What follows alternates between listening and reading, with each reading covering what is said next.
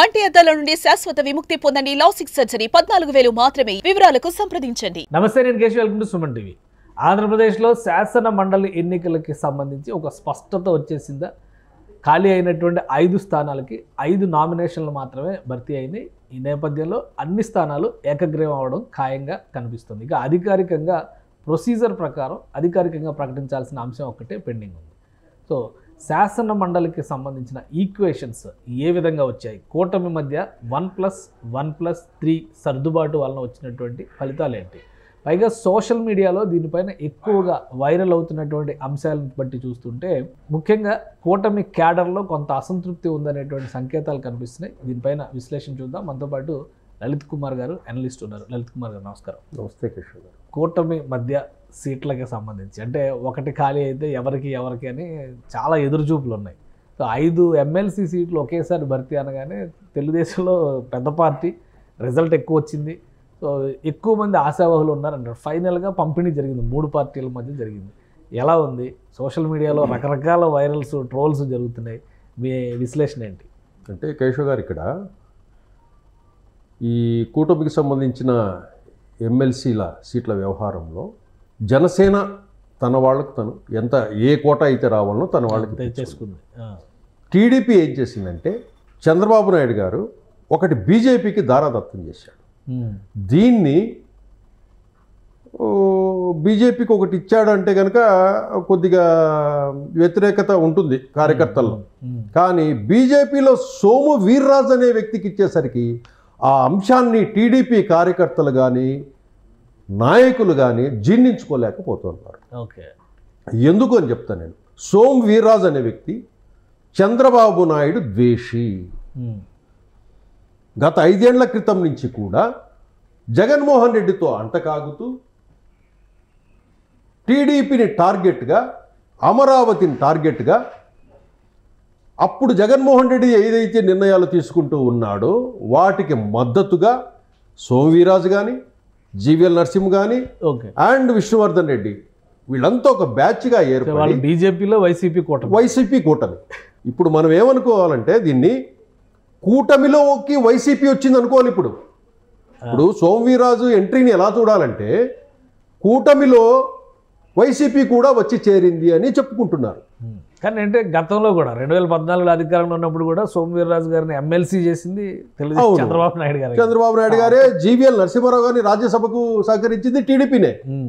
అటువంటిది వీళ్ళు ప్రభుత్వం మారిన తర్వాత చంద్రబాబుకు వ్యతిరేకంగా పనిచేస్తూ, చంద్రబాబును టార్గెట్ చేస్తూ ఈ విధంగా వ్యవహరించుకుంటూ జగన్మోహన్ రెడ్డికి అనుకూలంగా గత 5 సంవత్సరాలు వీళ్ళు వైసీపీ ప్రభుత్వంలో వీళ్ళందరూ కూడా ఎంజాయ్ చేశారు, బాగా కూడబెట్టారు.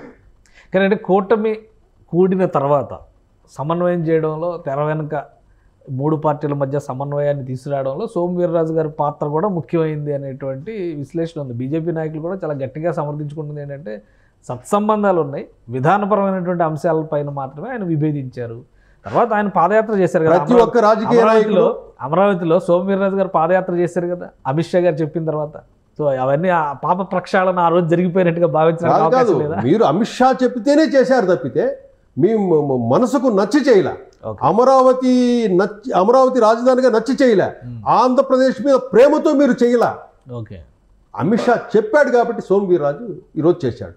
ఇదే సోము వీర్రాజు గారు 2014 నుంచి 19 వరకు చంద్రబాబు నాయుడు గారికి మోడీ అపాయింట్మెంట్లు దొరకకుండా కూడా వీళ్ళు లాబింగ్ చేశారు. అటువంటిది ఈరోజు టీడీపీ కార్యకర్తలు ఏమంటున్నారంటే చంద్రబాబు నాయుడు గారు అంటే చంద్రబాబు నాయుడు గారి స్థాయికి సోము వీర్రాజు గారు అపాయింట్మెంట్ అడ్డుకుంటే ఆగిపోయే అంటే ఒకటి.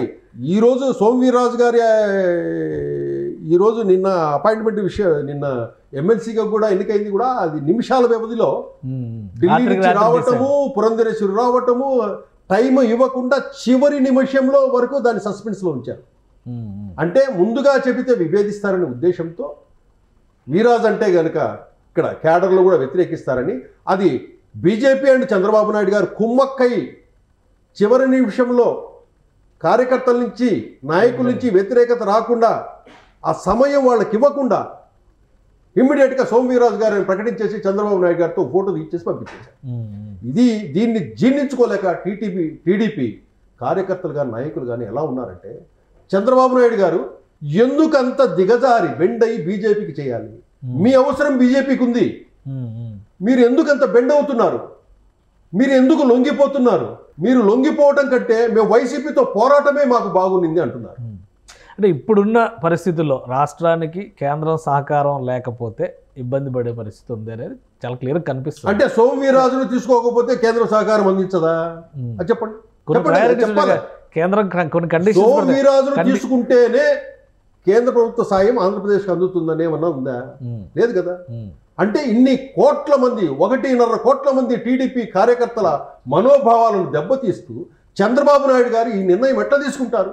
ఓకే, అంటే మీ ఇష్టం వచ్చినట్టు మీరు తీసుకుంటే, మొన్నటి వరకు గత 5 సంవత్సరాలు వీళ్ళంతా పోరాడి రక్తం చిందించిన కార్యకర్తలను మీరు మభ్యపెట్టి సోమవీర్రాజుకి ఎట్లా ఇస్తారు?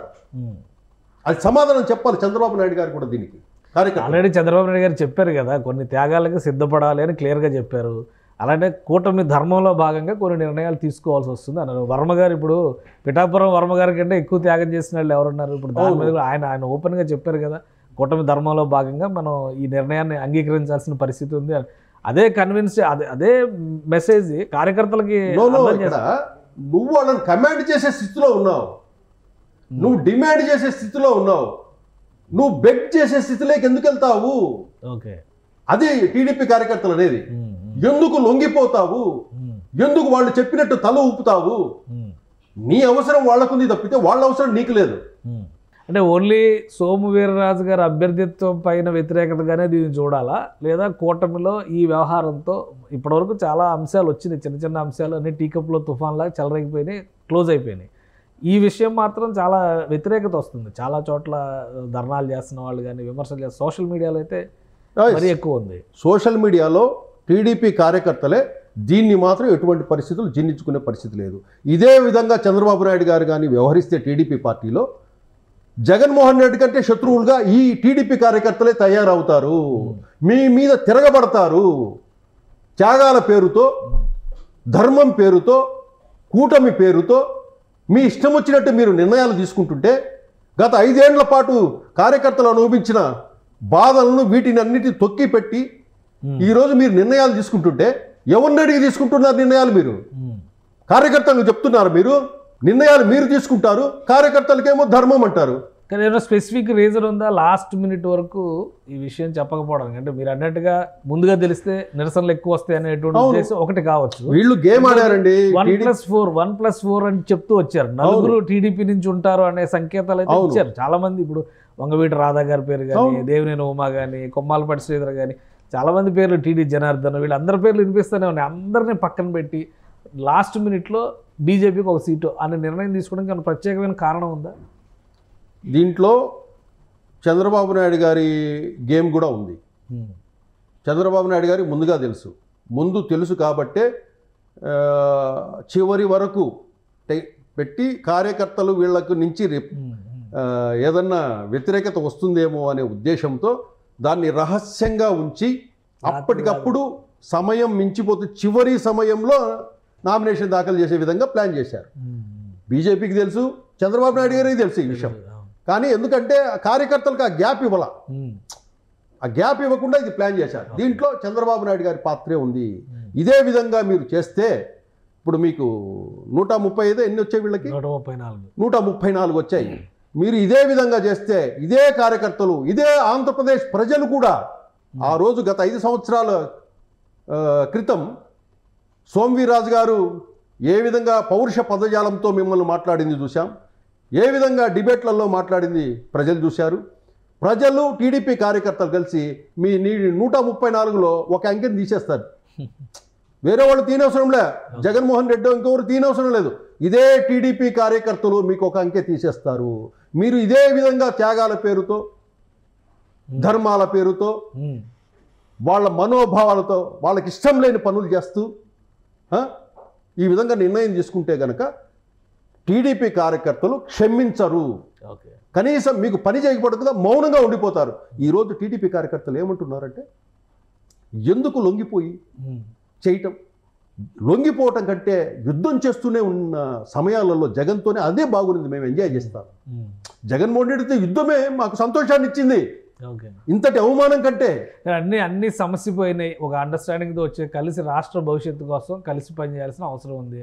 చంద్రబాబు నాయుడు గారు అదే చెప్పారు. ఇప్పుడు సోమవీర్రాజు గారు కూడా మీడియాతో అదే మాట్లాడారు. ఏ సోమవీర్రాజు ఒకళ్ళు లేకపోతే రాష్ట్ర భవిష్యత్తు ఏమవుతుందండి?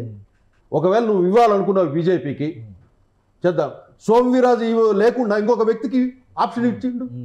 ఇదే చంద్రబాబు నాయుడు గారు సోమవీర్రాజుకి ఇవ్వండి అన్నప్పుడు బీజేపీ అధిష్టానము సోమవీర్రాజుకి ఇస్తే మాకు ఈ పరిస్థితులు ఉన్నాయండి, సోమవీర్రాజు కాకుండా ఇంకో అభ్యర్థిని నాకు రెఫర్ చేయండి అంటే బాగుండేది కదా. ఇక్కడ సోమవీర్రాజే సమస్య. ఆ చర్చలు జరగకుండానే చంద్రబాబు నాయుడు గారు ఒప్పుకుని ఉంటారు. నో చంద్రబాబు నాయుడు గారు అన్నీ తెలిసి ఉంటాయి, అన్నీ తెలిసే ఉండి చిట్ట చివరి ఎవరు వ్యతిరేకించారో వాళ్ళు తెచ్చి పక్కన పెట్టుకున్నారు. ఒక రకంగా సరెండర్ అయిపోయారు అనుకోవచ్చుగా. సరెండర్. ఇప్పుడు అతను లొంగిపోయాడు. చంద్రబాబు నాయుడు గారు సరెండర్ అయ్యారు అంటలే నేను, సోమవీర్రాజు గారు సరెండర్ అయ్యారు పదవి కోసం అని చెప్పి అనుకోవచ్చు. సోమవీర్రాజు గారు సరెండర్ అయ్యేలా చంద్రబాబు నాయుడిని సరెండర్ చేసుకున్నాడు సోమవీర్రాజు. సోమవీర్రాజు ఈరోజు hero Somu Veerraju, not Chandrababu Naidu. Okay. Somu Veerraju hero. ఒక విషయం, ఇందులో నామినేషన్స్ వేసేటప్పుడు కూడా అందరూ అభ్యర్థులతో నారా లోకేష్ గారు వెళ్ళారు. నాగబాబు గారు వెళ్ళి నామినేషన్ వేసినప్పుడు ఆయన వెంట వెళ్ళారు. నామినేషన్ పత్రాలు దాఖలు చేసినప్పుడు టీడీపీ క్యాండిడేట్లు ముగ్గురితో కూడా ఆయన కలిసి వెళ్ళారు. సోమవీర్రాజు నామినేషన్ పత్రాల దాఖలకు మాత్రం నారా లోకేష్ గారు వెళ్ళలేదు. కొన్ని కోట్ల మంది అండి, కోట్ల మందిని ఒక రకంగా మీరు చంపేసినట్టు లెక్క. కోట్ల మంది టీడీపీ కార్యకర్తలను, వాళ్ళ బలిదానాలను మీరు ఈ విధంగా చేసినట్టు లెక్క. అందుకే నారా లోకేష్ పోలా. ఓకే. ఏదేమైనా రేపు మీరు నామినేషన్ వేశారు, రేపు ఎమ్మెల్యేలు చేయాలి కదా. ఎమ్మెల్యేలు ఎంతమంది చేద్దారో చూద్దాం. సోమవీర్రాజుకి చేయకపోతే చూద్దాం. అది అప్పుడు చూడాలి. అది అంటే మినిమం సపోర్ట్ చేయాలి, మినిమం 21 చేయాలి. వాళ్లకు 23 మంది వాళ్ళ అంతరాత్మ ప్రశ్నించుకొని ఎమ్మెల్యేలు ఒకసారి ఎమ్మెల్యేలు గుర్తు చేసుకొని ఓకే ఏమి వాళ్ళు ఏ నిర్ణయం తీసుకుంటారో చూద్దాం. అంటే ఆత్మ ప్రబోధానుసారం ఏమైనా జరుగుతుంది. ఇక్కడ ప్రాబ్లం అంటే ఏంటంటే సోమవీర్రాజు దగ్గరే వచ్చింది. సోమవీర్రాజు కాకుండా ఇతర ఏ బీజేపీ అభ్యర్థిని తీసుకున్నా, ఏది ఈ వర్గం కాకుండా జీవీఎల్ నరసింహారావు అండ్ విష్ణువర్ధన్ రెడ్డి అండ్ సోమవీర్రాజు ఎవరైతే చంద్రబాబు ద్వేషులు అయితే ఉన్నారో వాళ్ళు కాకుండా ఇతరులు ఎవరైనా బీజేపీ క్యాండిడేట్ను రెఫర్ చేసిందంటే ఇంత ఇప్పుడు 5 స్థానాలు ఖాళీ ఉన్నాయి, 5 నామినేషన్లు వచ్చినాయి. ఒకవేళ ఎమ్మెల్యేలు సమర్థించకపోతే ఏంటి సంగతి? తర్వాత చూడాలి అది ఎట్లా జరుగుతుంది. పార్టీ విప్పేస్తుంది. ఎట్లా విప్పించిన తర్వాత వాళ్ళకి ఓటింగ్ దాకా కూడా వెళ్ళే అవకాశం ఉండదు. నామినేషన్ చేసే అసలు ఎమ్మెల్యేల ఓటుకి అక్కడ విలువ లేదు. ఒక రకంగా అంటే ఇప్పుడు ఎవరు సమర్థించాలి? ఇక్కడ సోమవీర్రాజు గెలిచిన టీడీపీ కార్యకర్తల మనసుల్లో టీడీపీ ఓడిపోయినట్టే లెక్క. ఓకే. సోమవీర్రాజు ఇక్కడ గెలిచినా అంటే ఏకగ్రీవం ఇంకా ఆటోమేటిక్ గెలిచిన టీడీపీ ఓడిపోయినట్లే లెక్క కార్యకర్తల మనసుల్లో. అట్లా వాళ్ళ మనోభావాలతో ఆడుకున్నట్లే. కాబట్టి మనం ఏంటంటే చంద్రబాబు నాయుడు గారు కూడా కొన్ని నిర్ణయాలు తీసుకున్నారంటే కొన్ని కోట్ల మంది కార్యకర్తలు, కొన్ని కోట్ల మంది ప్రజలు, మిమ్మల్ని అభిమానించే ప్రజలు వీళ్ళందరూ ఉన్నారని దృష్టిలో ఉంచుకొని నిర్ణయాలు తీసుకోవాలి. ఇదే వీళ్ళ నుంచి ఇదే రివర్సు మీరు సమాధానం చెప్పండి. మీరు ప్రతిదానికి కూటమి ధర్మం చెప్పొద్దు.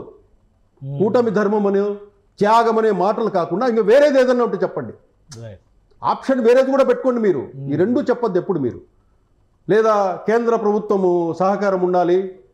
సోమవీర్రాజును తీసుకోకపోతే కేంద్ర ప్రభుత్వం డబ్బులు ఇవ్వదా మీకు? మొన్న ఇచ్చిన డబ్బులంతా సోమవీర్రాజు ఇప్పించాడేమన్నా? ఎందుకంత భయం మీకు? చంద్రబాబు నాయుడుకి ఎందుకంత భయము? ఎందుకు లొంగిపోతున్నారు మీరు? ప్రతిదానికి చంద్రబాబు నాయుడు లొంగిపోతున్నాడు. ఈరోజు మనం ఏం చెప్పుకోవాలంటే చివరిగా కేశవ్ గారు, కూటమిలో బీజేపీ, టీడీపీ అండ్ జనసేన ఉంది. ఇప్పుడు కూటమిలోకి కొత్తగా టీడీపీ, జనసేన, బీజేపీ, వైసీపీ కూడా వచ్చి కలిసింది. కాబట్టి ఇంకా వేరే పార్టీలో వైసీపీ కూడా కూటమిలో ఒక పార్టీ అని చెప్పుకోవాలి. ఎట్లా అంటారు? బీజేపీ లాయలిస్టు, ఆయన దశాబ్దాలుగా బీజేపీ కోసం కష్టపడిన వ్యక్తి. వాళ్ళ ఉద్దేశంలో ఏంటంటే జనం దగ్గర 4 ఓట్లు తెచ్చినా లేకపోయినా కానీ పార్టీకి లాయల్గా పడున్నారా లేదా అనేది క్రైటీరియా అయినప్పుడు బీజేపీ అదే అట్లా పడిన వాళ్ళు చాలా మంది ఉన్నారు కదండి. సోము వీర్రాజు ఒకటే కాదు కదా. అనుకున్నారు వర్మ గారు కేంద్ర మంత్రి అవుతారని చెప్పాను, మరి ఆయన కేంద్ర మంత్రి కాలేదా? అలాగే ఈయనకు కూడా ఒక అవకాశం ఇచ్చారు అనుకోవచ్చు.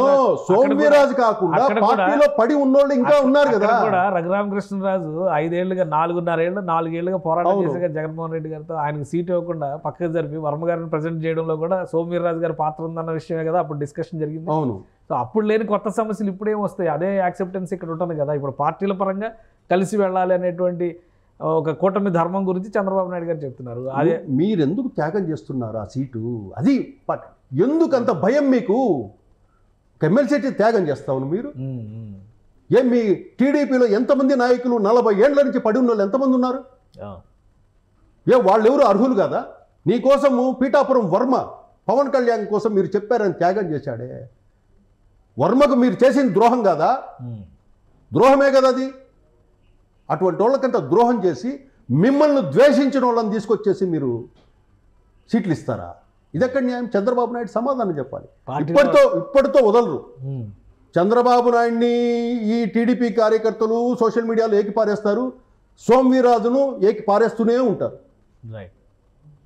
రైట్ థ్యాంక్ యూ లలిత్ గారు మీ విశ్లేషణ అందించినందుకు. ఇది సోము వీర్రాజు గారికి సంబంధించి ఎమ్మెల్సీ అభ్యర్థిత్వాన్ని ఖరారు చేయడం పైన సొంత పార్టీలోనే ఇక్కడ కుంపటి రాజకీయాలు నడుస్తున్నాయి. కూటమి పేరుతో ఒక అండర్స్టాండింగ్, సమన్వయం అనే మాటలు ఎన్ని చెప్పినప్పటికీ కూడా తెలుగుదేశం కార్యకర్తలు మాత్రం జీర్ణించుకోలేకపోతున్నారు. వరుసగా తెలుగుదేశం పార్టీ అధినేత పైన అలానే అమరావతి పైన విషం చిమ్మినటువంటి వ్యక్తిగా సోము వీర్రాజుని వాళ్ళు ఎప్పటికీ గుర్తుపెట్టుకుంటారు. రాబోయే రోజుల్లో కూడా కూటమిగా కలిసి వెళ్ళినప్పటికీ కూడా ఆయన సహకరించేటువంటి అంశం పైన ఎన్నో అనుమానాలు ఉన్నాయి. పైగా ఇప్పుడు కూటమిలో వైసీపీ కూడా వచ్చి చేరినట్టుగానే తెలుగుదేశం కార్యకర్తలు భావిస్తున్నారని లలిత్ గారు విశ్లేషిస్తున్నారు. ఇది special discussion. Keep watching. Suman టీవీలో మీ పర్సనల్ అండ్ బిజినెస్ ప్రమోషన్స్ కోసం కింది నెంబర్కి కాంటాక్ట్ చేయండి.